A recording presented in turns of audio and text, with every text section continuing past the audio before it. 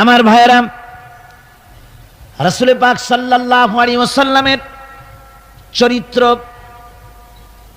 এত বড় চরিত্রবান ব্যক্তিত্ব, আল্লাহর আকাশের নিচে জমিনের উপরে আর কেউ হতে পারে না। আমরা তার চরিত্রের সার্টিফিকেট সর্বপ্রথম আমরা নিলাম। আমরা রাসূলের চরিত্র দেখতে পেলাম। রাসূলের স্ত্রী হযরতে খাদিজাতুল কুবরা রাদিয়াল্লাহু তাআলা আনহা, তিনি রাসূলের চরিত্রের সার্টিফিকেট দিতেছেন। রাসূলুল্লাহর সার্টিফিকেট স্ত্রী দিচ্ছেন। সুবহানাল্লাহি ওয়া বিহামদিহি। দেখুন, হুজুর যখন নবুয়ত পেলেন এবং হযরত খাদিজার কাছে পেশ করলেন, লম্বা ঘটনায় যাব না। রাসূলুল্লাহ যখন নবুয়তের কথা পেশ করলেন হযরত খাদিজার কাছে, উম্মুল মুমিনিন হযরতে খাদিজাতুল কুবরা রাদিয়াল্লাহু তাআলা আনহা এক সেকেন্ডও দেরি করেন নাই, এক মুহূর্ত দেরি করেন নাই। আমরা জানি একটা স্ত্রী তার স্বামীর জন্য জান দিতে পারে, মাল দিতে পারে, ভালোবাসা জীবনে যা আছে সব উজাড় করে দিতে পারে, কিন্তু স্ত্রী কখনো স্বামীর উপরে ঈমান আনতে পারে না। সুপ্রিয় দর্শক, রাসূল সাল্লাল্লাহু আলাইহি সাল্লামের জীবন ছিল কোরআনের জীবন্ত প্রতিচ্ছবি। যখন আয়েশা রাদিয়াল্লাহু তাআলা আনহাকে জিজ্ঞাসা করা হলো যে রাসূল সাল্লাল্লাহু আলাইহি সাল্লামের চরিত্র কেমন ছিল, তখন তিনি বললেন তিনার চরিত্র ছিল কোরআন, অর্থাৎ যে কোরআন আমরা তিলাওয়াত করি সেটি ছিল তিনার আচার আচরণ, তিনার জীবনযাপন এবং তিনার চরিত্র।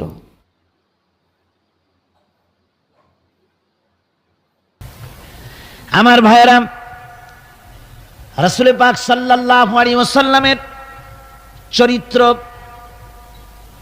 এত বড় চরিত্রবান ব্যক্তিত্ব, আল্লাহর আকাশের নিচে জমিনের উপরে আর কেউ হতে পারে না।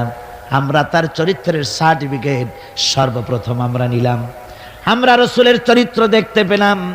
রাসূলের স্ত্রী হযরতে খাদিজাতুল কুবরা রাদিয়াল্লাহু তাআলা আনহা, তিনি রাসূলের চরিত্রের সার্টিফিকেট দিতেছেন।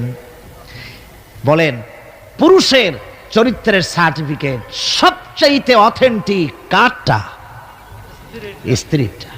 স্ত্রী যে সার্টিফাই করে ওইটা হলো সবচাইতে মূল্যবান। আপনি পারেন বিদেশে গিয়া খুব বেশি জামা কাপড় গায়ে দিয়ে তারপরে বলতে পারেন যে আমি একেবারে কুতুবে জামান, ইমামুল জিন্নি ওয়াল ইনস, একটা বহুত কিছু আমি বলতে পারেন, কিন্তু আপনি কুতুবে জামান না শয়তানের খালাতো ভাই, এটা বউ জানে সবচাইতে বেশি। কে জানে সবচাইতে বেশি? বউ। স্ত্রী জানে সবচাইতে বেশি। রাসূলুল্লাহর সার্টিফিকেট স্ত্রী দিচ্ছেন। সুবহানাল্লাহি ওয়া বিহামদিহি। দেখুন, হুজুর যখন নবুয়ত পেলেন এবং হযরত খাদিজার কাছে পেশ করলেন, লম্বা ঘটনায় যাব না। রাসূলুল্লাহ যখন নবুয়তের কথা পেশ করলেন হযরত খাদিজার কাছে, উম্মুল মুমিনিন হযরতে খাদিজাতুল কুবরা রাদিয়াল্লাহু তাআলা আনহা এক সেকেন্ডও দেরি করেন নাই, এক মুহূর্ত দেরি করেন নাই। আমরা জানি একটা স্ত্রী তার স্বামীর জন্য জান দিতে পারে, মাল দিতে পারে, ভালোবাসা জীবনে যা আছে সব উজাড় করে দিতে পারে, কিন্তু স্ত্রী কখনো স্বামীর উপরে ঈমান আনতে পারে না। পারে নাকি? টেস্ট করেন। আজকে গভীর রাত্রে ঘুম ভাঙিয়া বউকে জাগান, এই মাত্র স্বপ্নে দেখলাম এক ফেরেশতা বলে গেল আমি নাকি পীর, তো তুমি সর্বপ্রথম আমার কাছে মুরিদ হও। বউ বলবে যে এই দান্দাবাজি আমার কাছে কইটো না, অন্য কোথাও পথ দেখো। ঠিক না? স্ত্রী জান দিয়ে দিতে পারে স্বামীর জন্য, ঈমান আনতে পারে না। আল্লাহর নবী যখন নবুয়তের কথা হযরতে খাদিজার কাছে পেশ করলেন, হযরতে খাদিজা এক মুহূর্ত দেরি করেন নাই, এক সেকেন্ডও চিন্তা করেন নাই, সঙ্গে সঙ্গে মা খাদিজা পড়েছেন লা ইলাহা ইল্লাল্লাহু মুহাম্মাদুর রাসূলুল্লাহ। জোরে সোরে পড়েন লা ইলাহা, না না না ওইটা লা ইলাহা, জোরে পড়েন লা ইলাহা। এক মুহূর্ত দেরি করেন নাই, হযরতে খাদিজা সঙ্গে সঙ্গে ঈমান এনেছেন। আমার বন্ধুগণ, স্ত্রীর সার্টিফিকেট সবচাইতে বড়। তারপরে লোকটির চরিত্র কেমন, সুন্দর সার্টিফিকেট দিতে পারে স্ত্রীর পরে তার খাদেম, তার বাড়িতে যে চাকর থাকে, যেহেতু চাকর বাড়ির ড্রয়িং রুম থেকে রান্নাঘর পর্যন্ত যাতায়াত করে, লোকটি কেমন তা ভালো করে সে জানে। একজন চাকর তার প্রভুর জন্য, তার মনিবের জন্য জানমাল সব দিয়ে দিতে পারে, কিন্তু ঈমান আনতে পারে না মনিবের উপরে। আমরা দেখতে পাই রাসূল পাক সাল্লাল্লাহু আলাইহি ওয়াসাল্লাম নবুয়তের দাওয়াত যখন পেশ করলেন, রাসূলের খাদেম ছিলেন যায়েদ বিন হারিসা। হযরতে যায়েদ এক মুহূর্ত দেরি করেন নাই, সঙ্গে সঙ্গে পড়েছেন লা ইলাহা ইল্লাল্লাহু মুহাম্মাদুর রাসূলুল্লাহ। স্ত্রী, তারপরে খাদেম, তারপরে লোকটির চরিত্র সম্পর্কে ভালো করে সার্টিফাই করতে পারে তার বন্ধু। রাসূলের বন্ধু ছিলেন হযরতে আবু বকর সিদ্দিক রাদিয়াল্লাহু তাআলা আনহু। নবুয়ত পাওয়ার আগে 20 বছরের পুরানা বন্ধুত্ব। কত বছর? 20 বছরের পুরানা বন্ধুত্ব হুজুরের সাথে হযরত আবু বকরের। 20 বছরে একটা লোককে চিনতে কিছু বাকি থাকে? কিছু বাকি থাকে।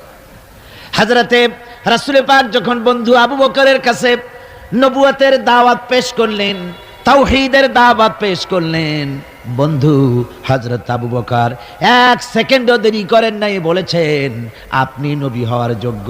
যে চরিত্র আপনার ভিতরে দেখেছি সাধারণ মানুষের এই চরিত্র হতে পারে না। আমি আর মোটেও দেরি করলাম না, আমি পড়ে নিলাম আশহাদু আল্লা ইলাহা ইল্লাল্লাহু ওয়াহদাহু লা শারীকা লাহু ওয়া আশহাদু আন্না মুহাম্মাদান আবদুহু ওয়া রাসূলুহু। আমার ভাইরা, রাসূল পাক সাল্লাল্লাহু আলাইহি সাল্লাম চরিত্রের দিক থেকে শ্রেষ্ঠ চরিত্রবান ব্যক্তিত্ব। আপনি বলেন এই পৃথিবীতে কোন নেতা আছে জীবনে মিথ্যে কথা বলে নাই? মোহাম্মদ, এটা কি সোজা কথা মনে করেন? সহজ কথা? সারা জীবনে একটা মিথ্যে কথা বলেন নাই, সমগ্র জীবনে একটি মিথ্যা কথা বলেন নাই, কাউকে গালি দেন নাই, কাউকে ঠকান নাই, কারো সাথে প্রতারণা করেননি। সুবহানাল্লাহ পড়েন, দিল খুলে মোহাব্বতের সাথে জোরে সোরে বলেন সুবহানাল্লাহ। কত বড় আযীম ব্যক্তিত্ব!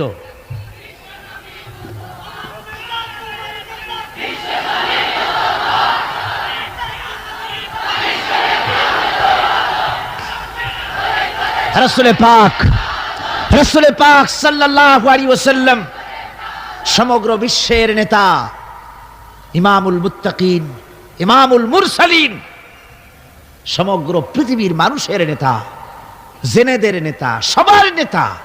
তাই তোমার নেতা আমার নেতা কে? জোরে বলেন, তোমার নেতা আমার নেতা কে?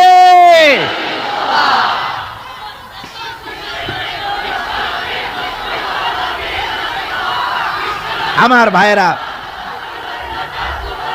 এতক্ষণ বললাম, এতক্ষণ বলেছি তিনি বিশ্ব নেতা। এবার শুনুন, রাসূল একদিকে বিশ্ব নেতা, আর একদিকে বিশ্ব নবী। আর একদিকে কি নবী? এর আগে যত নবী এসেছেন সমস্ত নবীরা হলেন এলাকার উপরে নবী, ভাষার উপরে নবী, গোত্রের জন্য নবী, কবিলার জন্য নবী। আল্লাহ রাব্বুল আলামিন বলেন ওয়ালাকাদ আরসালনা নূহান ইলা কওমি। আমি নূহ আলাইহিস সালামকে লাকাদ আরসালনা নূহান ইলা কওমিহি, আমি নূহ আলাইহিস সালামকে তার কওমের জন্য নবী করেছি। শুআয়ব আলাইহিস সালামকে মাদিয়ানবাসীদের জন্য, হুদ আলাইহিস সালামকে তার গোত্রের জন্য, ঈসা আলাইহিস সালামকে বনি ইসরাইলদের জন্য, মুসা আলাইহিস সালামকে তার কওমের কাছে এমনি করে সমস্ত নবীদেরকে তার কওমের জন্যই আমি নবী করে পাঠিয়েছি।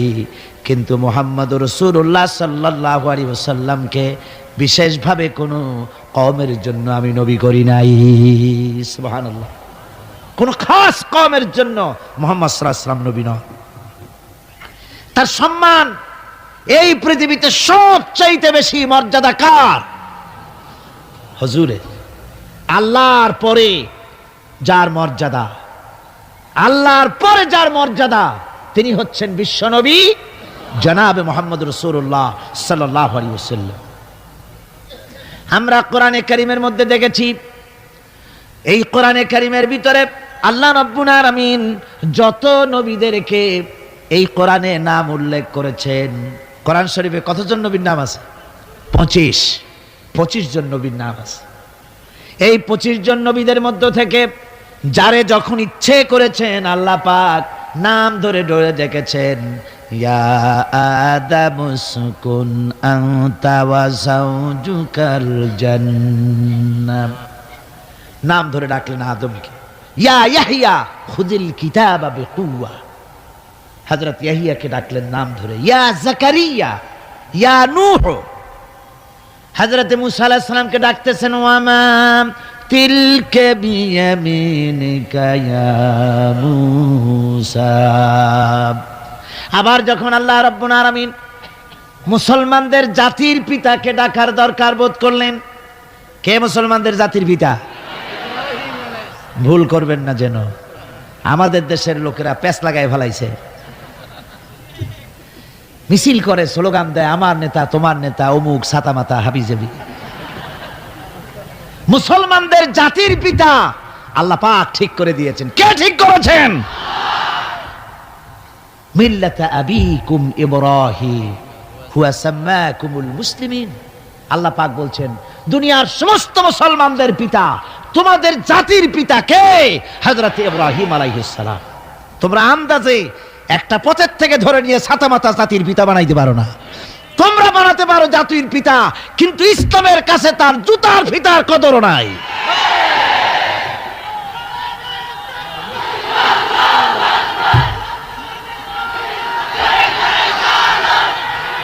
সুতরাং আল্লাহ যখন ইব্রাহিম আলাইহিস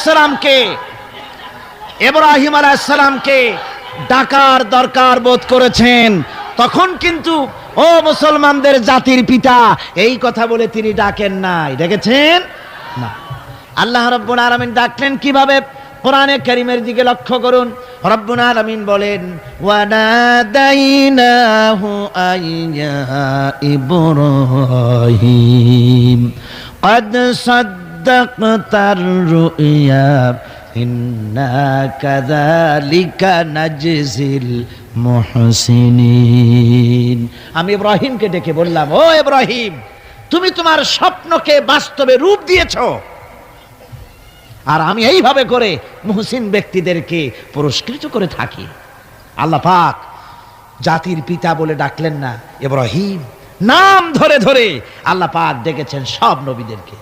কিন্তু গোটা কোরআন শরীফ, এই যে 30 পারা কোরআন, কোরআনে কারীমের প্রথম থেকে নিয়ে শেষ পর্যন্ত পড়ে দেখেন, ইয়া ইয়াহইয়া সে ইয়া যাকারিয়া, ইয়া মূসা, ইয়া ঈসা, এভাবে করে আছে, কিন্তু কোন জায়গায় ইয়া মুহাম্মদ, ইয়া আহমদ নাই।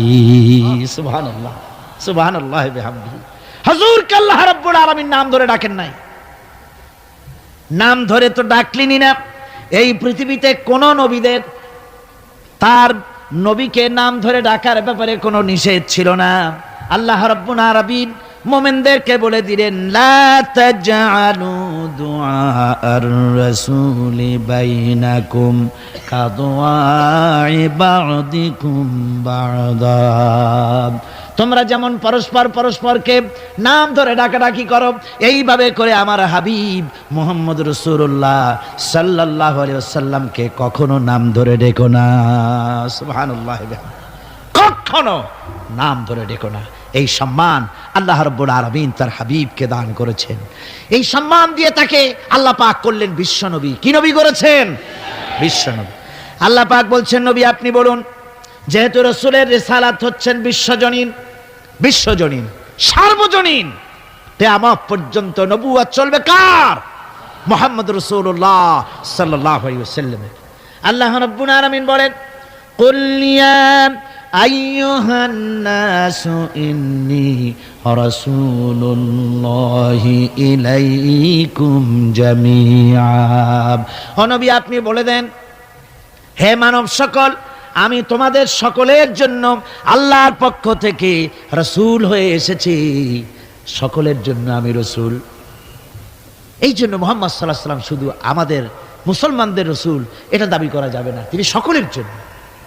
আল্লাহ যেমন সকলের, আল্লাহ কি শুধু মুসলমানদের না। সূরা ফাতিহায় কি পড়ি? আলহামদুলিল্লাহ রব্বিল মুসলিমিন পড়ি, রব্বিল আউলিয়া ওয়াল মুত্তাকিন পড়ি, রব্বিল কি বলে রব্বুল মুত্তাকিন পড়ি না, আমরা পড়ি আলহামদুলিল্লাহ রব্বিল আলামিন। আল্লাহ হচ্ছেন সকলের জন্য, সকলের স্রষ্টা।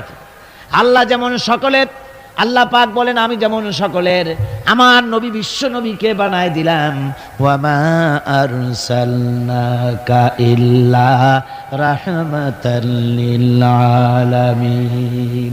আমি রব্বুল আলামিন আর আমার হাবিব হচ্ছেন রাহমাতুল লিল আলামিন।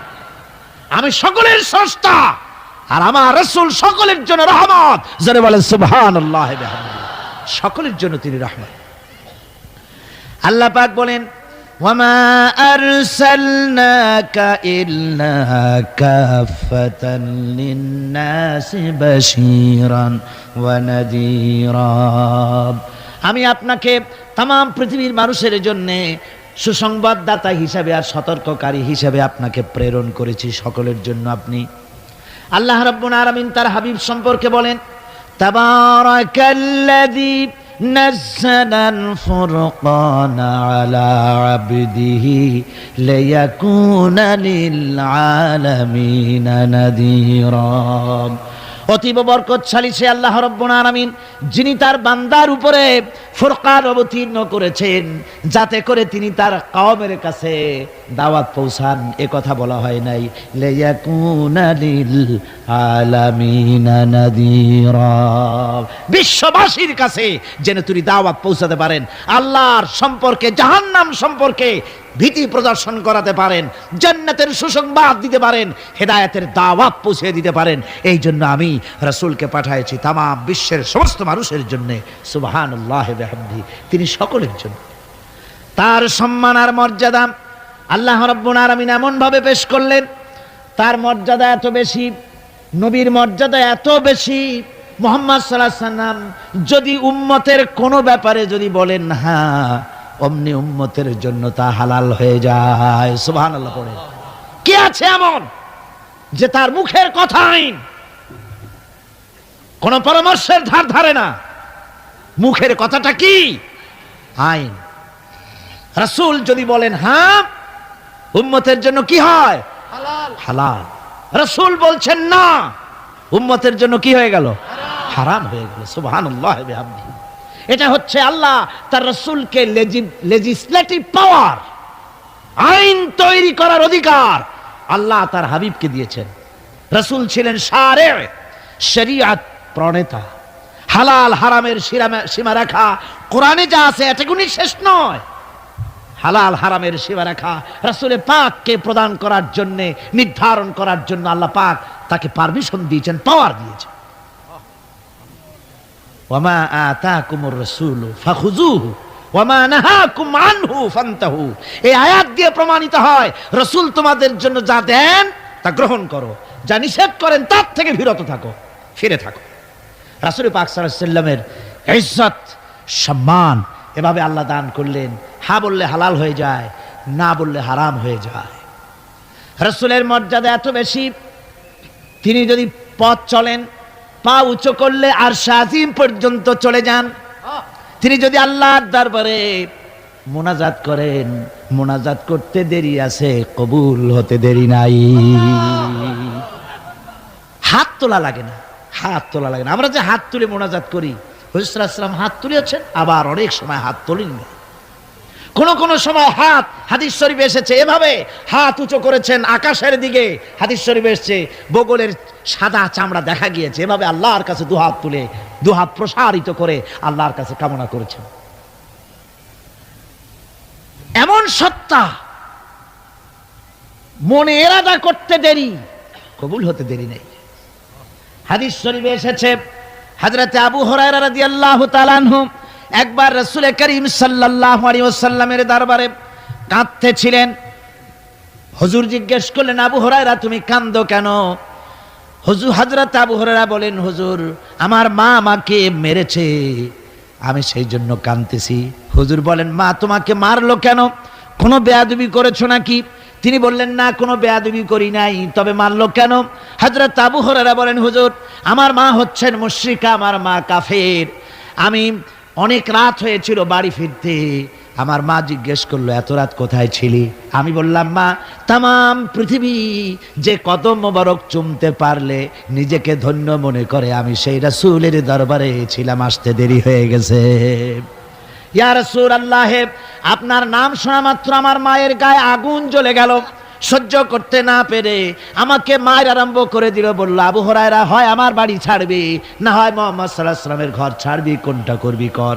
আমি বললাম, মা, তোমার গায়ে যত শক্তি আছে সমস্ত শক্তি দিয়ে তুমি আমাকে প্রহার করো, আমি তামাম তোমার বাড়িটা শুদ্ধা তামাম দুনিয়া ছেড়ে দিতে পারি, কিন্তু রাসূল পাক সাল্লাল্লাহু আলাইহি ওয়াসাল্লামের কদম মোবারক ছাড়তে পারি না। ভাইরা আমার, হযরতে আবু হুরায়রা কাঁদতেছেন। আল্লাহর নবী বলেন, তুমি কাঁদো কেন?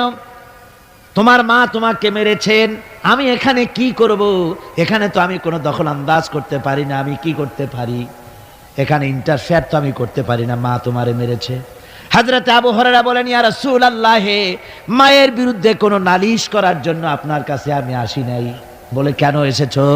হযরত আবু হুরায়রা বলেন, হুজুর, এসেছি এই জন্যে, আমি জানি আপনি যদি আল্লাহর দরবারে কোনো ব্যাপারে দোয়া করেন, আল্লাহ রাব্বুল আলামিন তা মঞ্জুর করে নেন।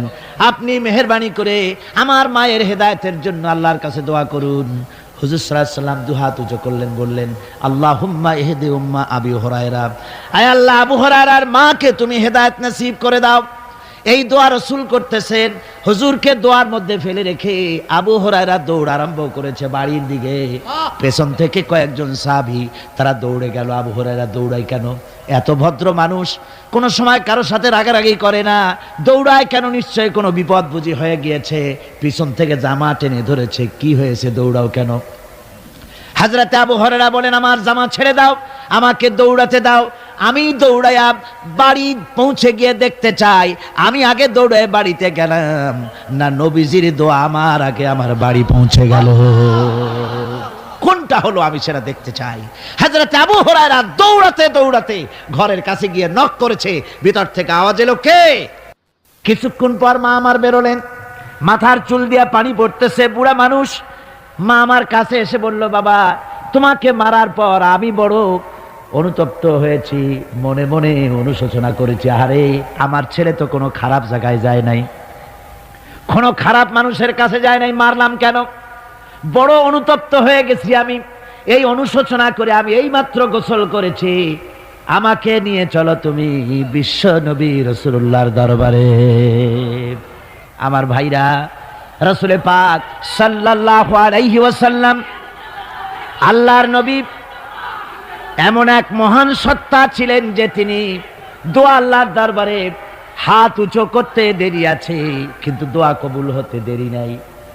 হিজরত করে মদিনায় এসেছেন, নামাজ পড়তে দিল চায়, কাবা শরীফের দিকে ফিরে যদি নামাজ পড়তে পারতাম দিলটা বড় ভালো লাগতো, কিন্তু হাত উঁচু করে মোনাজাত করতেছেন না, আল্লাহর কাছে বলতেওছেন না যে আল্লাহ তুমি আমার কিবলাটা বাইতুল মুকাদ্দাস থেকে ফিরাইয়া মক্কা শরীফে বাইতুল্লাহর দিকে ফিরাইয়া দাও, মুখেও বলতেছেন না, মনেও না, শুধু আকাশের দিকে বারবার তাকাচ্ছেন, মোনাজাত করেন নাই। মনে মনে আশা পোষণ করতেছেন যদি এমন একটা ওহী নাজিল হয়ে যেত। আল্লাহ রাব্বুল আলামিন সঙ্গে সঙ্গে রাসূল জোহরের নামাজ পড়তেছিলেন, 2 রাকাত পড়া হয়ে গেছে, এমন সময় ওহী নাজিল হয়ে গেল, ক্বাদ নারা তাকাল্লুবা ওয়াজহিকা ফিস সামা। ও নবী, আমি দেখতে পেয়েছি বারবার আপনি আকাশের দিকে তাকাচ্ছেন, সুবহানাল্লাহ, আমি দেখতে পেয়েছি। فَلَنُوَلِّيَنَّكَ قِبْلَةً تَرْضَاهَا فَوَلِّ وَجْهَكَ شَطْرَ الْمَسْجِدِ الْحَرَامِ। আর দেরি নাই, আপনার মনের আশা পুরা হয়ে গেছে, এক্ষুনি আপনার কিবলা পরিবর্তন করুন। হুজুর 2 রাকাত পড়েছিলেন বাইতুল মাকদাসের দিকে ফিরে, বাকি 2 রাকাত তিনি মক্কা শরীফের কাবা শরীফের দিকে ফিরলেন। আজও পর্যন্ত সেই মসজিদ আছে, সাক্ষ্য দিচ্ছে নবীর কথা কিভাবে মঞ্জুর হয়। মসজিদে কিবলাতাইন মদিনা মুনাওয়ারায় সেই মসজিদ আজও আছে। ভাইরা আমার, রাসূল পাক সাল্লাল্লাহু আলাইহি ওয়াসাল্লাম এত বড় মর্যাদা সম্পন্ন ব্যক্তিত্ব, মহান ব্যক্তিত্বের উম্মতের মধ্যে আল্লাহ আমাদের শামিল করেছেন। শুকরিয়া স্বরূপ আমরা পড়ি আলহামদুলিল্লাহ। জোরে সোরে পড়েন আলহামদুলিল্লাহ। আমার ভাইরা, মর্যাদা এত বেশি আল্লাহ রসুলকে আল্লাহ রাব্বুল আলামিন দান করেছেন। এই পৃথিবীতে কোন মানুষের সঙ্গে যদি আপনি বেয়াদবি করেন, তিনি আপনার বাপ হোক, তিনি আপনার মা হন, অথবা আপনার উস্তাদ হন, অথবা আপনার পীর হন, যে কেউ হোক না কেন, কারো সঙ্গে যদি কোনো বেয়াদবি হয়ে যায় তো শুধু একটা বেয়াদবি ছাড়া আর কিছুই না। কিন্তু নবীজির সঙ্গে যদি কেউ বেয়াদবি করে, সেটা শুধু বেয়াদবি থাকে না, কুফরি হয়ে যায়। কি হয়ে যায়? কুফরি হয়ে যায়। রাসূলুল্লাহকে কেউ তাওহীন করলে, অসম্মান করলে, সমালোচনা করলে কাফের হয়ে যায়। যারা বলেন কি হয়ে যায়? কত বড় মর্যাদা! রাসূল পাক সাল্লাল্লাহু আলাইহি ওয়াসাল্লাম, তার সামনে সাহাবায়ে কেরাম বসা, হুজুর কথা বলছেন, সাহাবায়ে কেরাম তারাও কথা বলছেন। কথা বলতে বলতে এক পর্যায়ে সাহাবীদের গলার আওয়াজ বড় হয়ে গেছে। হুজুরের গলার আওয়াজ শোনা যায় না, সাহাবীদের গলার আওয়াজটা বড় হয়ে গেল। আল্লাহ রাব্বুল আলামিন এতটুকুও বরদাস্ত করলেন না, আমার নবীর গলার আওয়াজের চাইতে তোমাদের আওয়াজ বড় হলো কেন? সঙ্গে সঙ্গে ওহী নাজিল হয়ে গেল। আল্লাহ রাব্বুল আলামিন বলেন, ইয়া আইয়ুহাল্লাযীনা আমানু লা তারফাউ আসওয়াতাকুম ফাওকা সাউতিন নবী। ও বিশ্বাসীরা, খবরদার, তোমরা যারা ঈমান এনেছো শোনো, তোমাদের গলার আওয়াজ যেন আমার নবীর গলার আওয়াজের চাইতে বড় না হয়ে যায়। যদি তা হয়, আনতাহবাতা আমালুকুম, জীবনের সমস্ত ভালো কাজগুলি আমি আল্লাহ বরবাদ করে দেব। আজ পর্যন্ত এই আয়াতে কারীমা রাসূল পাক সাল্লাল্লাহু আলাইহি ওয়াসাল্লামের রওজায়ে আতহারের সামনে সবুজ সাইনবোর্ডের উপরে সোনার অক্ষর দিয়ে এই আয়াতে কারীমা লেখা রয়েছে, সুবহানাল্লাহ। সর্বকালের, সর্বযুগের সর্বশ্রেষ্ঠ মহামানব, সর্বশ্রেষ্ঠ বিশ্বনবী, আল্লাহর পরে যার মর্যাদা, তিনি হচ্ছেন মুহাম্মদ রাসূলুল্লাহ সাল্লাল্লাহু আলাইহি ওয়াসাল্লাম। তার অনুসরণ করা ইবাদত, তার অনুসরণ করা কি? আর তার নাফরমানি করা কুফরি। আল্লাহ রাব্বুল আলামিন বলেন, নবী আপনি বলুন, কুল ইন কুনতুম তুহিব্বুনাল্লাহ ফাত্তাবিউনি ইউহিব্বুকুমুল্লাহ ওয়া ইয়াগফির লাকুম যুনুবাকুম ওয়াল্লাহু গফুরুর রহিম। নবী বলুন, তোমরা যদি আল্লাহকে ভালোবাসো, মুমিনদেরকে শোনানো হচ্ছে, শোনো, তোমরা যদি আল্লাহকে ভালোবাসো, ফাত্তাবিউনি, ও নবী আপনি বলে দেন যে তাহলে আমার অনুসরণ করো। কার অনুসরণ? নবীর। কার অনুসরণ? নবীর অনুসরণ। আল্লাহরে যদি ভালোবাসো, এ দাবি যদি সত্য হয়, আমার অনুসরণ করো। সুপ্রিয় দর্শক, এখন পর্যন্ত যদি আপনাদের ভিডিওটি ভালো লেগে থাকে তাহলে প্লিজ দয়া করে চ্যানেলটি সাবস্ক্রাইব করে দিন। আর আমার অনুসরণ যদি করো, আল্লাহ পাক বলেন, নবী শুনায় দেন, আপনার অনুসরণ যারা করবে আল্লাহ তাদেরকে ভালোবাসবেন। আর শুধুই ভালোবাসবেন না, তামাম জিন্দেগির সকল গুনাহ খাতা রব্বুল আলামিন মাফ করে দিবেন। জীবনের সব গুনাহ মাফ হয়ে যাবে যদি হুজুরের অনুসরণ করা যায়। বিশ্বকবি, কবি সম্রাট আল্লামা ইকবাল রহমাতুল্লাহ আলাইহি বলেছেন, কি মুহাম্মদ সে वफा तूने तू हम तेरे हैं, ये जहां चीज ही क्या लोह कलम तेरे हैं। মুহাম্মদ সাল্লাল্লাহু আলাইহি ওয়াসাল্লামের সঙ্গে মুহাব্বত জুড়ে দাও, আকাশ আর জমিন তো দূরের কথা, লৌহ কলম পর্যন্ত আমি আল্লাহ তোমার জন্য করে দেব। তুমি মুহাম্মদের হয়ে যাও সাল্লাল্লাহু আলাইহি ওয়াসাল্লাম, তার অনুসরণ করো, তার অনুকরণ করো জীবনের সব ক্ষেত্রে। ভাইরা আমার, তিনি হচ্ছেন আদর্শ। ভালো করে শুনুন, এই পৃথিবীতে কোন পীর সাহেব, কোন খাজা বাবা, কোন মাওলানা সাহেব, কার অন্ধ অনুকরণ করা যাবে না। যাবে চোখ বুঝে, চোখ বুঝে, বিনা প্রশ্নে, বিনা তর্কে যার অনুসরণ করতে হবে তিনি হচ্ছেন মুহাম্মদ রাসূলুল্লাহ সাল্লাল্লাহু আলাইহি ওয়াসাল্লাম। বিনা প্রশ্নে। কোন পীর সাহেব বললেন সকালবেলায় 10,000 বার আল্লাহু আল্লাহু করো, আল্লাহ আল্লাহ আসতে হু জোরে, অথবা লা ইলাহা ইল্লাল্লাহ 500 বার জিকির করো, লা ইলাহা আসতে ইল্লাল্লাহ জোরে। আর ইল্লাল্লাহ কোন কোন মুরিদরা তো এত জোরে করে তাতে কলব থাকলেও পারে গেলেও পারে। আপনি ওই পীর সাহেবের কথা মতো এই জিকির করবেন, আপনাকে দেখতে হবে রাসূল পাক সাল্লাল্লাহু আলাইহি ওয়াসাল্লাম এইরকম জিকির করেছেন কিনা, ঠিক কিনা বল? সাহাবায়ে কেরাম রিদওয়ানুল্লাহি তাআলা আলাইহিম আজমাইন তারা এরকম জিকির করেছেন কিনা? যদি রাসূল এরকম জিকির করে থাকেন, সাহাবায়ে কেরাম এরকম জিকির করে থাকেন, অবশ্যই সেই জিকির আমরা করব, ঠিক কিনা? অন্ধভাবে কাউকে গ্রহণ করব না। কেউ পাগড়ি বাঁধলো, পেছনটা 6 হাত লম্বা রাখলো, আমার পীর সাহেব, সেই জন্য আমি বুঝি আমিও 6 হাতের জায়গায় বরকতের জন্য 12 হাত একেবারে লম্বা করে টানতে টানতে আসবে রাস্তার উপর, এরকম করব না। জামাটা কেমন হবে, মোষটা কেমনে কাটবো, দাড়িটা কিভাবে রাখবো, টুপিটা কিভাবে লাগাবো, খানা কিভাবে খাবো, তারপরে কিভাবে কি করব আর না করব, সবটার মানদণ্ড হচ্ছেন কে? উসওয়া হাসানা। লাকাদ কানা লাকুম ফি রাসূলিল্লাহি উসওয়াতুন হাসানা। গ্রহণযোগ্য একমাত্র মহত্তম আদর্শ হচ্ছে তোমাদের রাসূল, তাকে দিয়ে গ্রহণ করতে হবে। পায়ের নখটা কেমনে কাটবে, মাথার চুলটা কেমনে কাটবে, আদর্শ হচ্ছেন মুহাম্মদ রাসূলুল্লাহ সাল্লাল্লাহু আলাইহি ওয়াসাল্লাম। ওই রাসূলের অনুসরণ অনুকরণ করে কোন পীর সাহেব, কোন মাওলানা সাহেব যদি বলে, তাহলে তাকে অনুসরণ করা যাবে। তবে মিলায় দেখতে হবে যে কথা ঠিক আছে কিনা, উনি যা বলছেন, উনি যা করছেন ওইটা ঠিক আছে কিনা, তাহলে তা না হলে ধোকায় পড়ে যেতে হবে। কি যে পড়তে হবে? ধোকায় পড়ে যেতে হবে। আজকাল তো নানান রকম বাইর হইছে, বুঝলেন না? নামের আগে সৃষ্টি লাগায় দেয়। ওই যে ঢাকার কাছে এক জায়গায় একটা সদরদ্দি সৃষ্টি হইল, তারপরে তাকে উঠায় দেওয়ার জন্য কত সংগ্রাম হলো, কত মানুষ মরলো, আপনারা পত্রিকা পড়েন নাই? সে বলেছে রোজা না রাখলে চলবে, ইফতার আসরের সময় করলে হবে, আর রোজার দিন দুপুরের সময় চিড়ে টিড়ে খাইলে অসুবিধা নেই, বুঝলেন? যশোরে গেলাম, সেখানে শুনলাম সেই পাকিস্তান আমলে এক পীর নাকি আসছিল, এসে বলে গেছে, ভাই আসল পর্দা মনের পর্দা, এর থেকে বাইরের কোনো পর্দা না, লোক দেখা না পর্দারা করে লাভ কি, আসল পর্দা মনের পর্দা। তারপরে মনে মনে নামাজ পড়ো, মনে মনে রোজা রাখো, মনে মনে হজ করো, যাকাত দাও, মনটা সাফ হয়ে গেলে তোমার আর কোনো অসুবিধা নাই। এই মনের পীর আসলো, আমি সেই এলাকায় গেলাম, যাইয়া শুনি এই রকমের কাম করছে। আমি বললাম ওই লোকটা যদি আবার আসে, আম গাছের সাথে বান্ধা ধুইও।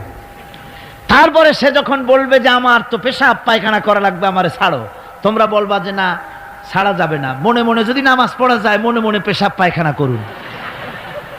যদি বলে আমার ক্ষুধা লাগছে অথবা পানি পান করব, তৃষ্ণা লেগেছে, বলতে হবে মনে মনে যদি রোজা রাখা যায় তো মনে মনে খাওয়া দাওয়ার কামটা সারিয়ে নেন মেহেরবানি করে। এই ধরনের কিছু সংখ্যক লোক বেরিয়েছে যাদেরকে লোকেরা সাহাবীদের চাইতে, নবীদের চাইতেও বড় মনে করে।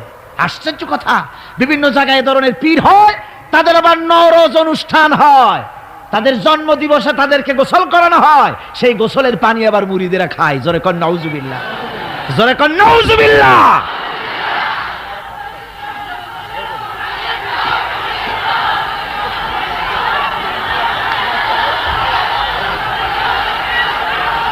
আমার ভাইয়েরা,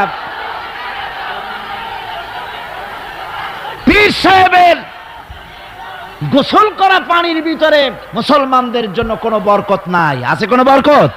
প্রশ্নই ওঠে না। তার শরীরের কত জায়গা ধুইয়া পানি পড়তেছে, আর সেইটা মুরিদরা খায়। লজ্জা নাই, শরম নাই, ঘৃণা পর্যন্ত নাই।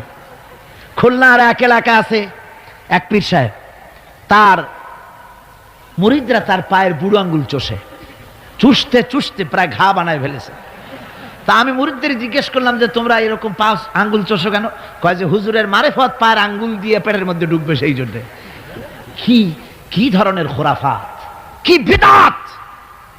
রাসূল পাক সাল্লাল্লাহু আলাইহি ওয়াসাল্লাম যা করেন নাই, সাহাবায়ে কেরাম যা করেন নাই, সেগুলি চালু হয়ে গেছে সমাজে। এর থেকে বাঁচতে হবে, আপনাকে মনে রাখতে হবে, কলিজার মধ্যে ঈমান রাখতে হবে। কোন পীর সাহেব, কোন মাওলানা সাহেব ফু দিয়া আমার ভাগ্য ভালো বানায় দেবে অথবা আমাকে ভাগ্য নষ্ট করে দিবে, আমি আল্লাহর কসম তো বিশ্বাস করি না।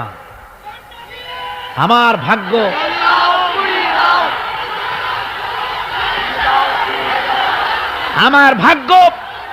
আমার তাকদীর ভালো বা খারাপ, এ সবটা হতে পারে আল্লাহর পক্ষ থেকে। কার পক্ষ থেকে? জোরে বলেন, কার পক্ষ থেকে? আল্লাহর পক্ষ থেকে হতে পারে। সুতরাং আজকে আমাদের দেশে বহুত নকল পেরিয়ে গেছে।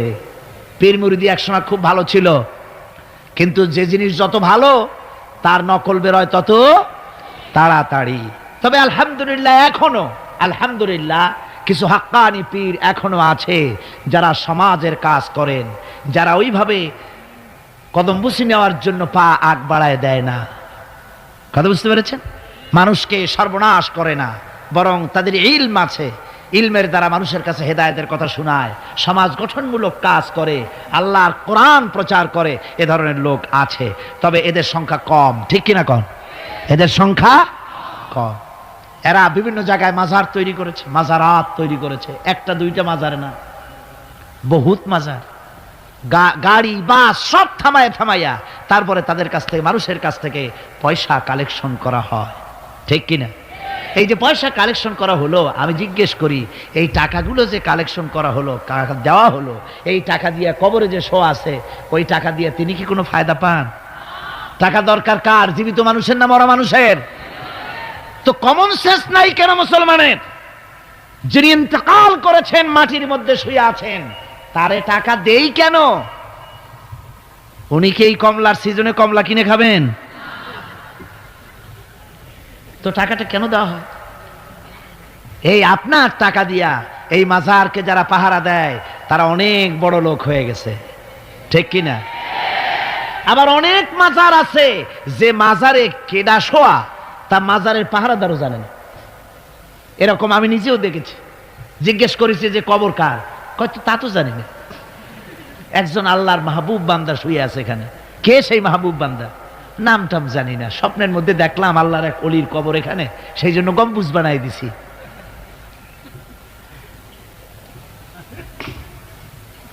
একটা রিসালার মধ্যে দেখেছি, একটা রিসালার মধ্যে লেখা হয়েছে যে একজন পীর সাহেবের এক মুরিদ ছিল। তো পীর সাহেবের বাড়িতে এক মাজার আছে, সেই মাজারকে কেন্দ্র করে প্রতি বছর ওরস হয়। মুরিদ সে গরিব মানুষ, ব্যবসা বাণিজ্য করে খায়। তারপরে তার একটা গাধা ছিল, সে গাধার উপরে সওয়ার হয়ে বাজার ঘাট করতো, মালপত্র আনা নেওয়া করে, ওই দিয়ে তার জীবিকা নির্বাহ হতো। একদিন তার গাধাটা মারা গেল। সেই রিসালার মধ্যে লেখা হয়েছে যে লোকটা তখন গাধা মরেছে, এর আর কিচ্ছু নাই, জমি জমাও নাই, খাবে কি করে? খুব দুঃখ পেল মনে। আর এই গাধা যদি মরে কুলে পড়ে থাকে তাহলে দুর্গন্ধ হবে। সেই জন্য রাস্তার পাশে ঝুপড়ি, তার একটা বাড়ি, ওই বাড়ির পাশেই রাস্তার পাশেই একটা কবর খুঁড়িয়া তার মধ্যে গাধারে শোয়াই দিয়া দাফন টাফন করিয়া কবরের পাশে বসে আর দুশ্চিন্তা করতেছে যে আমি এরপরে বাঁচবো কি করে, খাবো কি, ঘুমায়, মানে চোখ বুঝে বুঝে কাঁদতেছে। এমন সময় ওইটা ছিল বাজারে যাওয়ার রাস্তা, লোকজন বাজারের দিকে যাচ্ছে। যাওয়ার সময় চিন্তা করলো যে এইখানে তো কোনোদিন মাজার দেখিনি, এখানে একটা লোক কাঁদতেছে মাজারের কাছে বসে, না জানি কোনো অলি আল্লাহর কবর হবে বোধহয়। এরপরে লোকেরা বাজার থেকে ফেরার সময় দেখে যে হ্যাঁ, ওই সেই লোকটা এখনো কাঁদতেছে। তখন যার কাছে যা ছিল, কেউ 2টা পান থুয়ে গেল, কেউ একটা বেগুন, কেউ 2টা চিংড়ি মাছ, কেউ 2টা টাকা, কেউ একটু মরিচ, এইভাবে তরি তরকারি চাউল যার কাছে যা ছিল কিছু কিছু দিয়ে গেছে। কিছুক্ষণ পর সন্ধ্যার দিকে লোকটা মনে করলো আর কতক্ষণ কান্দি, এখন বাড়ি যাই।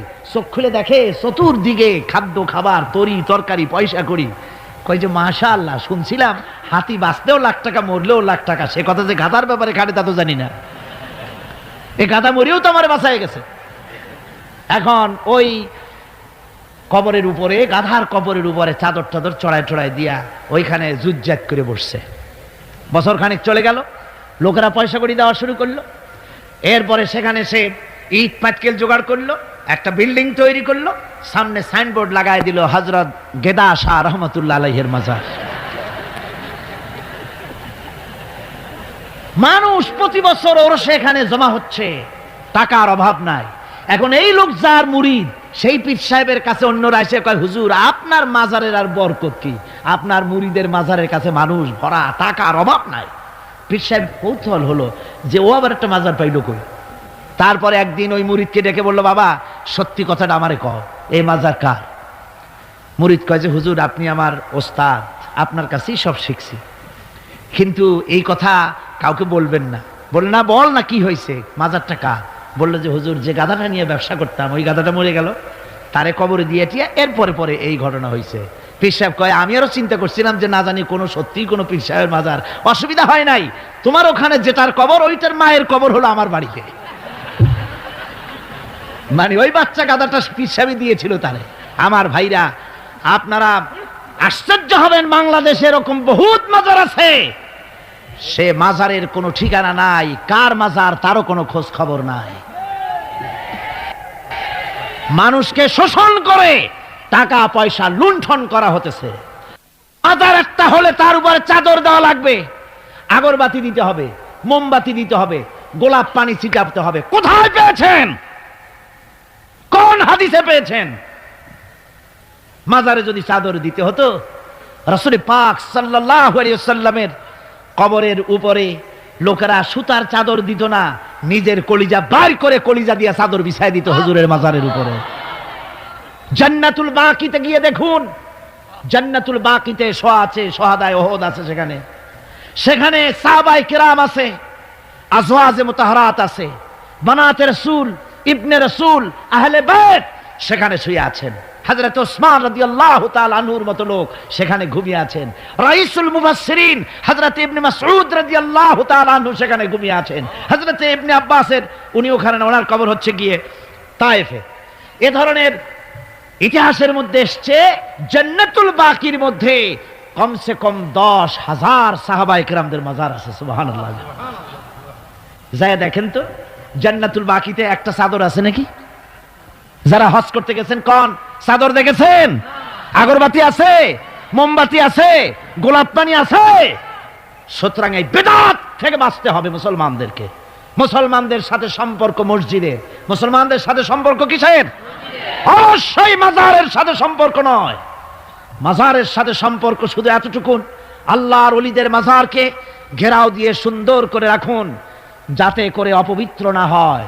লোকেরা কেউ যদি আসে জিয়ারত করার সুযোগ পায়, শিরক বিদআত থেকে মুক্ত হয়ে এতটুকুন করা যেতে পারে। কিন্তু বিশাল আকারের গম্বুজ করে লাইট জ্বালাতে হবে, আগরবাতি মোমবাতি দিতে হবে, এটা সম্পূর্ণ বিদআত। এক শ্রেণীর লোকেরা এগুলি করে ব্যবসা করতেছে। সেই জন্য বলছি যে আমাদের ইত্তেবা করতে হবে রাসূলের। কার ইত্তেবা করতে হবে? যা রাসূল করেন নাই, যা সাহাবায়ে কেরাম করেন নাই, তা আমরা করতে পারি না। এই জন্য আমার মুসলমান ভাইয়েরা, আল্লাহর প্রতি ঈমান, রাসূলের প্রতি ঈমান, ঈমানের অর্থ হলো আল্লাহর নবীর যে কথাগুলি তিনি বলে গিয়েছেন তার ওসওয়াকে ধরে রাখা, রাসূলের আদর্শ দিয়ে পায়ের নখকাটা থেকে শুরু করে মাথার চুল পর্যন্ত গ্রহণ করতে হবে। নবী মুহাম্মদুর রাসূলুল্লাহ সাল্লাল্লাহু আলাইহি ওয়াসাল্লামের তিনি যেভাবে যা করেছেন তার উল্টা পাল্টা একটাও করা যাবে না, সব করতে হবে কার কথা মতো? রাসূল পাক সাল্লাল্লাহু আলাইহি ওয়াসাল্লামের কথা মতো। রাসূলের প্রতি ঈমান এর অর্থ হলো তিনি হচ্ছেন আইনদাতা। তিনি আইন ও বিধান দিয়েছেন আল্লাহর পক্ষ থেকে। আইন ও বিধান কার পক্ষ থেকে দিয়েছেন? আল্লাহর পক্ষ থেকে। তিনি যে বিচার করেছেন সেই বিচারক হিসাবে তাকে গ্রহণ করতে হবে। তিনি যে বিধান দিয়েছেন সেটাই মানতে হবে। তিনি শাসক ছিলেন, তিনি রাষ্ট্রপতি ছিলেন, তিনি সব ছিলেন, সকলের জন্য তিনি আদর্শ। তিনি যুবকের আদর্শ, তিনি নানার আদর্শ, তিনি স্বামীর আদর্শ, তিনি পিতার আদর্শ, তিনি রাষ্ট্রপতির আদর্শ, তিনি সেনাপতির আদর্শ, তিনি শ্রমিকের আদর্শ, তিনি সকলেরই আদর্শ। ঠিক কিনা কন? সকলের আদর্শ। রাসূলের ফয়সালা প্রত্যেকটি উম্মতকে মানতে হবে। একবার একজন মুসলমান আর একজন ইহুদি রাসূলের কাছে গিয়ে উপস্থিত হলেন। ইহুদি গিয়ে নালিশ করলো হুজুরের কাছে মুসলমানের বিরুদ্ধে। হুজুর সাল্লাল্লাহু আলাইহি ওয়াসাল্লাম সে নালিশ শুনে তিনি ফয়সালা দিলেন ইহুদির পক্ষে। মুসলমান ব্যক্তি অসন্তুষ্ট হয়ে গেল। তিনি চলে গেলেন হযরত ওমরের কাছে, গিয়ে বললেন, ভাই ওমর, একটা জিনিসের বিচারের সানি করার জন্য আপনার কাছে এসেছি। কি সানি? বলে যে মুহাম্মদ সাল্লাল্লাহু আলাইহি ওয়াসাল্লামের কাছে গিয়েছিলাম, তিনি এই বিচারটা করলেন, আমি মুসলমান, নামাজ পড়ি, চাঁদা দিই, জিহাদে যাই, আর আমার পক্ষে রায় না দিয়ে রায় দিলেন তিনি ইহুদির পক্ষে। আপনি মেহেরবানি করে বিচারের সানিটা করে দেন। হযরত ওমর বলছেন, অবশ্যই আমি সানি করব, বসো। হযরত ওমর ঘরে চলে গেলেন। ঘরের ভিতর থেকে একটা তরবারি নিয়ে এলেন। তরবারিকে খাপ মুক্ত করে তিনি বললেন, আল্লাহর বান্দা, যে ব্যক্তি মুহাম্মদ রাসূলুল্লাহ সাল্লাল্লাহু আলাইহি ওয়াসাল্লামের ফয়সালা করে দেওয়ার পর তার ফয়সালার সানি করতে আসে, ওর সানিটা, ওর ফয়সালাটা এরকম করে করে দিতে হয়। তরবারি দিয়ে আঘাত দিলেন, লোকটি দুই টুকরা হয়ে পড়ে গেল। আমার বন্ধুগণ, সারা এলাকায় সারা পড়ে গেল, মুসলমান, হযরতে ওমর মুসলমান হত্যা করেছেন। তার ওই নিহত ব্যক্তির আত্মীয় স্বজনেরা দিয়ত দাবি করতে এলো। আল্লাহ রাসূলের কাছে আল্লাহ পাক জানিয়ে দিলেন যে এই লোক হযরত ওমর কোন মুসলমান হত্যা করেনি, হযরত ওমর যাকে হত্যা করেছে সে ব্যক্তি মুনাফিক। সে ব্যক্তি কি? মুনাফিক। অর্থাৎ হে রাসূল, আপনি ফয়সালা দেওয়ার পর সেই ফয়সালা যে মানে না, দ্বিধাদ্বন্দ্বে ভোগে, ওই ফয়সালা গ্রহণ করতে রাজি হয় না, সে মুমিন নয়, মুসলমান হিসেবে দাবি করতে পারে না, তার জমিনে বেঁচে থাকার অধিকারও সে হারিয়ে ফেলে। আমার মুসলমান ভাইরা, আল্লাহ রাব্বুল আলামিন আমাদের জন্য এভাবে করে তিনি আমাদের রাসূল পাক সাল্লাল্লাহু আলাইহি ওয়াসাল্লামকে দিয়েছেন, ওসওয়া করে দিয়েছেন। তার ইতাআত করা, তার আনুগত্য করা দুনিয়াবাসীদের জন্য ফরজ করে দেওয়া হয়েছে। আল্লাহ রাব্বুল আলামিন বলেন, ওমা আরসালনা মির রাসূলিন ইল্লা লিয়ুতাআ বিইذনিল্লাহ।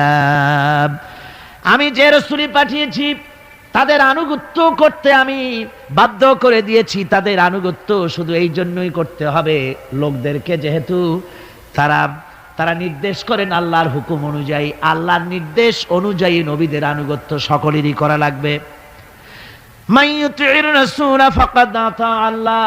আল্লাহ পাক বলেন, যে ব্যক্তি রাসূলের আনুগত্য করে সেজন্য আমি আল্লাহ রাব্বুল আলামিনের আনুগত্য করলো। জোরে বলেন সুবহানাল্লাহ। এরপরে আল্লাহ রাব্বুল আলামিন বলেছেন, ইয়া আইয়ুহাল্লাযীনা আমানু আতিউল্লাহা ওয়া আতিউর রাসূল ওয়া লা তুবতিলু আমালাকুম। আল্লাহ পাক বলেন, ও বিশ্বাসীরা, তোমরা আনুগত্য করো আল্লাহর এবং আনুগত্য করো রাসূলের। কোন ব্যাপারে কোন তো? আনুগত্য যে আল্লাহ করতে বললেন আল্লাহর এবং রাসূলের, কোন ব্যাপারে আনুগত্য? সমস্ত ব্যাপারে, জীবনের সকল অঙ্গনে আনুগত্য করতে হবে। কার? আমি দেখতে পাচ্ছি মাঝখান থেকে দুই একজন লোক হাঁটেন, আমি কিন্তু আগেই নিষেধ করেছি এই বেয়াদবি আল্লাহর হস্তে কেউ করবেন না। আপনার হাঁটার কারণে অন্য লোকেদের শোনার মধ্যে ডিস্টার্ব হয়, এই বেয়াদবি কেউ করবেন না। ভাইরা আমার, আল্লাহ এবং রাসূলের আনুগত্য করতে হবে জীবনের সকল ক্ষেত্রে। রাসূল পাক সাল্লাল্লাহু আলাইহি ওয়াসাল্লাম শুধু নামাজের কথা বলেছেন, শুধু রোজার কথা বলেছেন, হজ আর যাকাতের কথা বলেছেন, আর কিছু বলেন নাই নাকি? বলেছেন কিনা? রাসূলুল্লাহ রাজনীতি করেছেন কিনা? রাসূলুল্লাহ প্রেসিডেন্ট ছিলেন কিনা? যুদ্ধ করেছেন কিনা? কিন্তু আজ আমাদের দেশে শুনতে হয় রাসূলের প্রতি ঈমানের অর্থ কি? ঈমানের অর্থ শুধু এতটুকু নয়, রবিউল আউয়াল মাস আসবে আর তোমপে লাখো সালাম, আর সারা বছর খোঁজ নাই। খুব সুন্দর করে দরুদ শরীফ, মিলাদ শরীফ পড়বেন, আর রাসূলের আইন অমর্যাদা হবে। রাসূলের আইন সংসদে থাকবে না, পার্লামেন্টে থাকবে না, কোর্ট কাছারি আদালতে থাকবে না। বলা হবে ধর্ম আর রাজনীতি আলাদা।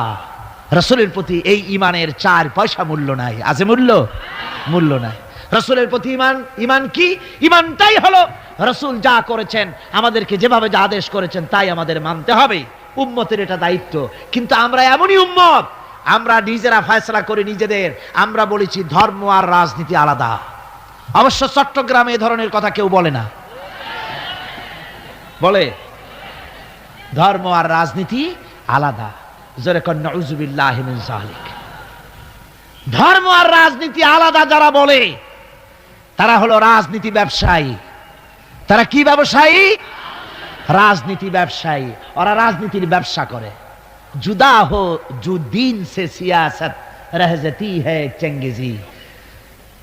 ধর্ম থেকে রাজনীতি যখন আলাদা হলো তখন সেখানে বাকি থাকে চেঙ্গিজিপনা, হালাকু খানপনা, মারামারি, হত্যাকাণ্ড সেখানে চালু থাকে, আর কিছুই থাকে না। ধর্ম ছাড়া রাজনীতি, তার নাম হচ্ছে প্রচন্ড দুর্নীতি। তার নাম কি? একটি প্রচন্ড দুর্নীতি। এক শ্রেণীর লোকেরা আজ বলছে যে ধর্ম আর রাজনীতি আলাদা। ধর্ম কোথায়? তাদের কথা হলো ধর্ম হলো পবিত্র জিনিস, ওই পবিত্র জিনিস থাকবে মসজিদে, পবিত্র জিনিস থাকবে মাদ্রাসায় আর খানকার ভেতরে। ওই পবিত্র ধর্ম রাজনীতিতে আনা যাবে না। ধর্মের প্রতি তাদের মহব্বত খুব, ধর্ম খুব পবিত্র। আল্লাহকে যেন বলা হচ্ছে, আল্লাহ আর হে রাসূল, তোমরা দুজনা মসজিদ আর মাদ্রাসায় থাকো, আমাদের জীবনের বিস্তীর্ণ অঙ্গনে তোমাদের প্রতি 144 92 ক ধারা 144 ধারা জারি করে দিলাম। আমাদের জীবনের বিস্তীর্ণ অঙ্গনে তোমরা আইসো না, তোর মসজিদে থাকো, মাদ্রাসায় থাকো, আমরা সুযোগ পাইলে তোমার একটা সেজদা দিয়ে আসবো গিয়া। আর আল্লাহ তোমার একটা সেজদা পাওয়ার জন্য দারুণ ভাবে কাঙ্গাল হয়ে আছে না? নাউযুবিল্লাহি মিন যালিক। যারা বলে ধর্ম আর রাজনীতি আলাদা, তারা সুস্পষ্ট মুনাফিক। যারা বলেন তারা কি? এই লোকগুলি হচ্ছে ধর্মনিরপেক্ষবাদী, সেকুলারিজম, ধর্মনিরপেক্ষ মতবাদের লোক। তারা বলে যে ধর্মনিরপেক্ষ, ধর্মের ব্যাপারে নিরপেক্ষতা অবলম্বন করা লাগবে। এরা খুব সুচতুর, ভাতের ব্যাপারে নিরপেক্ষতা অবলম্বন করে না। আপনারা কোন যে জিনিস যত বেশি প্রয়োজন আমরা তার পক্ষে থাকি না নিরপেক্ষ থাকি? ভাতের ব্যাপারে নিরপেক্ষ লোক আছে নাকি এখানে? ডায়াবেটিসের রোগী ছাড়া ভাতের ব্যাপারে নিরপেক্ষ লোক নাই, সবই পক্ষে। আচ্ছা, ঘুমটা আমাদের জন্য জরুরি কিনা? এই ঘুমের আমরা পক্ষে না বিপক্ষে? নিরপেক্ষ আছে কেউ নাই। বিবাহ যারা করে নাই সেই সব যুবকদের জন্য বিবাহটা জরুরি কিনা? এই জরুরি বিষয়ের প্রতি যুবকদের কি মত? এ ব্যাপারে কি নিরপেক্ষ না পক্ষে? খুব জোরেই বলেছে পক্ষে। তাহলে বোঝা গেল যে জিনিস যত বেশি জরুরি আমরা সেইটার পক্ষে, আর যেটা জরুরত নাই আমরা সেটা পক্ষে নাই। তাহলে ধর্ম কি এতই অজরুরি বিষয় যে এইটার ব্যাপারেই আমরা শুধু নিরপেক্ষ হয়ে থাকবো? নাউযুবিল্লাহি মিন যালিক। ধর্মের ব্যাপারে নিরপেক্ষতা অবলম্বনকারী একটা রাজনৈতিক দল আমাদের দেশে কাজ করতেছে, ঠিক কিনা? ধর্ম নিরপেক্ষ মতবাদের সপক্ষে তারা কোরআনে কারীমের আয়াত বলে। তারা বলে, মৌলভী সাহেবরা কি বুখারী পড়ে নাই? বুখারীর মধ্যে আছে লাকুম দীনুকুম ওয়ালিয়া দীন। আর অনুসারীরা তখন চিন্তা করে, বাপরে, আমাদের নেতি খান বুখারীও পড়ে, আজীব তামাশা। লা ইকরাহ ফিদ্দীন, এর মধ্যে ধর্ম নিরপেক্ষতার গন্ধ নাই। সূরাটির নাম হচ্ছে সূরা কাফিরুন। সূরাটির নাম কি? কাফেরেরা বলেছিল, হে মুহাম্মদ সাল্লাল্লাহু আলাইহি ওয়াসাল্লাম, ধর্মের ব্যাপারে আমাদের ভিতরে বড় ঝগড়াঝাটি প্রায় লেগে থাকে, সুতরাং ধর্ম নিয়ে বাড়াবাড়ি না করে আসো, আমরা এক কাজ করি, তোমরা কিছুদিন আমাদের প্রতিমাগুলির সামনে এসে একটু পূজা দিয়ে যাও, আর আমরাও কয়েকদিন তোমাদের মসজিদে গিয়ে আল্লাহরে সেজদা দিয়ে আসবো। এইভাবে আমরা ধর্মকে 50-50 ভাগাভাগি করে নেই। কাফেরেরা, তোমরা যার ইবাদত করো আমরা তার ইবাদত করি না, আবার আমরা যার ইবাদত করি তোমরা তার ইবাদত করো না। সুতরাং লাকুম দীনুকুম ওয়ালিয়া দীন, সুতরাং তোমাদের ধর্ম তোমাদের জন্যে, আমাদের ধর্ম আমাদের জন্যে। তার মানে তোমরা তোমাদের ধর্ম নিয়ে থাকো, আমরা আমাদের ধর্ম নিয়ে থাকি। এটা কি নিরপেক্ষর কথা হলো না পক্ষের কথা হলো? ওই বেওকুফরা তারা মানুষকে বিভ্রান্ত করতে চায়, কোরআনে কারীমের আয়াতকে নাজায়েজ তরিকায় তারা ব্যবহার করে। আবার বলে লা ইকরাহ ফিদ্দীন, মৌলবীরা জানে না ধর্মের মধ্যে বাড়াবাড়ি নাই। কত বড় মুফাসসির এক একজন! ধর্মের মধ্যে বাড়াবাড়ি নাই, লা ইকরাহ ফিদ্দীন, ধর্মে বাড়াবাড়ি। এটা কিসের কথা? এ কথাটা হচ্ছে মুসলমানদেরকে বলা হচ্ছে, অমুসলিমদেরকে বাধ্যতামূলক ভাবে ভয় দেখিয়ে, প্রলোভন দেখিয়ে, ত্রাস সৃষ্টি করে কোন ক্রমে তাদেরকে মুসলমান বানানো যাবে না। ইচ্ছে করে যদি কেউ আসে ইসলামের সৌন্দর্যে মুগ্ধ হয়ে, মোস্ট ওয়েলকাম, তাকে গ্রহণ করো। বাড়াবাড়ি করা যাবে না, ভয় দেখানো যাবে না, লোভ দেখানো যাবে না। এটা হলো লা ইকরাহ ফিদ্দীন। আর এই বেওকুফরা এই আয়াতকেও নিয়েছে তাদের ধর্ম নিরপেক্ষতার ক্ষেত্রে। আমি জিজ্ঞেস করতে চাই, সেকুলারিজম দিয়ে যাদের মন মস্তিষ্ক ভরপুর, সেসব ভাইদেরকে জিজ্ঞেস করি, বিবেক দিয়ে চিন্তা করুন, ধর্ম নিরপেক্ষ আপনি কেন হবেন? দুনিয়ার কোন পয়গম্বর কি ধর্মের ব্যাপারে নিরপেক্ষ ছিলেন? আপনি যার উম্মত, আমরা যার উম্মত, বিশ্বনবী তিনি কি ধর্মের ব্যাপারে নিরপেক্ষ ছিলেন? রাসূলুল্লাহ রীতিমতো রাষ্ট্রপ্রধান ছিলেন, প্রেসিডেন্ট ছিলেন। সুবহানাল্লাহ পড়ে। 12.5 লক্ষ বর্গ মাইল শাসন করেছেন। প্রেসিডেন্ট ছিলেন মুহাম্মদ রাসূলুল্লাহ সাল্লাল্লাহু আলাইহি ওয়াসাল্লাম। জীবনে বহু যুদ্ধ করেছেন। এই যুদ্ধের কমান্ডার ইন চিফ ছিলেন, প্রধান সেনাপতি ছিলেন। সশস্ত্র যুদ্ধ করেছেন, মোকাবেলা করেছেন অস্ত্র নিয়ে। শ্রমিক হয়ে কাজ করেছেন, শ্রম সমস্যার সমাধান করেছেন। মসজিদে নববী ছিল এই রাজনীতির প্রাণ কেন্দ্র। মসজিদে নববী কি ছিল? রাজনীতির প্রাণ কেন্দ্র। রাসূলুল্লাহ এখানে বসেই রোম শাম পারস্য বিজয়ের পরিকল্পনা করতেন। এখানে বসেই উহুদ বদর হুনাইন ইয়ারমুক যুদ্ধের সৈন্য রিক্রুট করেছেন মসজিদ নববীর ভেতরে বসে। এখানে বসে রাষ্ট্রদূতদের সঙ্গে সাক্ষাৎ প্রদান করেছেন, বিচার ফয়সালা করেছেন মসজিদের মধ্যে। আর আজ বলা হয় মসজিদের মধ্যে রাজনীতি বলতে দেওয়া হবে না। মসজিদের মধ্যে কেউ কি ইলেকশনের কথা, মসজিদের মধ্যে কেউ কি তার দলের কথা বলে? বলে কোরআনের রাজনীতির কথা। কিসের রাজনীতির কথা বলে? কোরআনের রাজনীতির কথা বলে। সুতরাং ধর্ম আর রাজনীতি আলাদা, এই কথা যারা বলে এই সেকুলারিজমের লোকেরা, তারা শুনে রাখুন, ধর্মনিরপেক্ষ মতবাদ একটি কুফরি মতবাদ। এটি কি মতবাদ? জোরে বলতে হবে, এটা কি মতবাদ? এটি একটি কুফরি মতবাদ।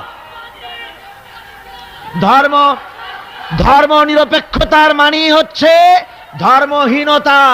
ধর্মনিরপেক্ষতার মানে কি? ধর্মহীনতা। ওরা কোনদিন সব সময় বলবে ধর্মকে ব্যবহার করতেছে রাজনীতিতে। বেচারা তোমরাও ধর্মের কথা বলো না, তা ওরা বলবে না। ওরা ওদের কর্মীদেরকে কখনো নামাজের কথা বলবে না। যদি বলে তা বলে এই জন্য, তোমরা নামাজ পড়ো মসজিদে যাইয়া দেখো কেউ রাজনীতির কথা বলে নাকি। নামাজ পড়ার জন্য নয়, রাজনীতি কেউ করে নাকি তা দেখার জন্য, গোয়েন্দাগিরি করার জন্য। হায় রে কপাল পোড়ার দল। আমার দেশে এই ভণ্ডামি ছিল না। ধর্মনিরপেক্ষ মতবাদ একটা ভণ্ডামি। জোরে বলেন এটা কি? আমার দেশে এটা ছিল না। এই ভণ্ডামিমূলক ধর্মনিরপেক্ষতার রাজনীতি বাংলাদেশে ছিল না। 1971 সনের পরে যারা ক্ষমতা এলো, তারা ভারত থেকে ভারতের কাফেরদের তৈরি করা পৃথিবীর এই নিকৃষ্ট মতবাদ বাংলাদেশে আমদানি করেছে।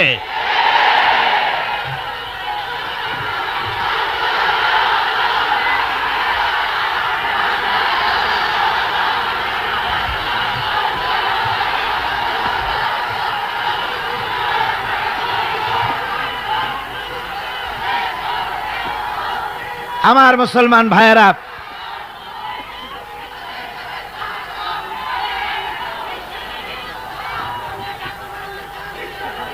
এই যে কোরআন শরীফ, এই কোরআন শরীফ মানতে হবে মুসলমানদেরকে। রাসূলের উপরে ঈমান আনার অর্থ শুধু মিলাদ শরীফ পড়া নয়। কোন নেত্রী কি বলল তার ধার কোন মুসলমান ধারতে পারে না। মুসলমান ধার ধারবে আল্লাহর আর রাসূলের। ঠিক কিনা? কোন যারা বলেন ঠিক কিনা? ভারতের গোলাম এরা বলে ধর্মনিরপেক্ষতার মানে ধর্মহীনতা নয়। যদি ধর্মনিরপেক্ষতার অর্থ ধর্মহীনতা না হবে, তাহলে 1971 সনের পরে তোমরা ক্ষমতায় এসে বিশ্ববিদ্যালয় সমূহের মনোগ্রাম থেকে ইকরা বিস্মি রাব্বিকাল্লাযী খালাক রব্বি জিদনি ইলমা এই আয়াত দুটিকে তুলে ফেললে কেন বলো? কোন জবাব আছে? কোন জবাব নাই।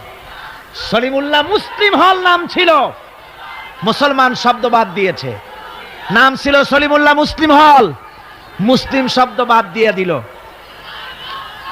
তারপরে নজরুল ইসলাম কলেজ, ইসলাম সহ্য হলো না, ইসলাম বাদ দেয়া শুধু নজরুল কলেজ। ওদের যে দল, সেই দলটার নামের মধ্যেও একটা মুসলিম শব্দ ছিল। জি, ওদের দলটার নামের মধ্যেও মুসলিম শব্দ ছিল, ছিল না?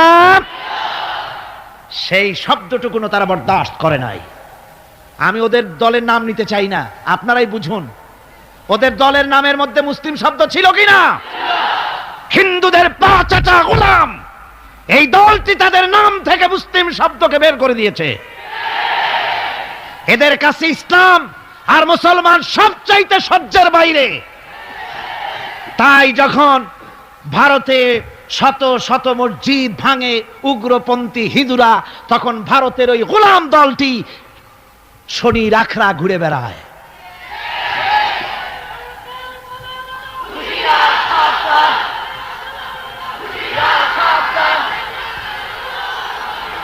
আমার মুসলমান ভাইদের খেদমতে আমি আরজ করতে চাই, মুসলমানদের কাজ বুঝতে হবে, ধর্মনিরপেক্ষ মতবাদ মুসলমানদের জন্য জায়েজ নাই, হারাম। দুনিয়ার সব আলেম একমত, এই ফতোয়ার উল্টা কেউ ফতোয়া দিতে পারবে না।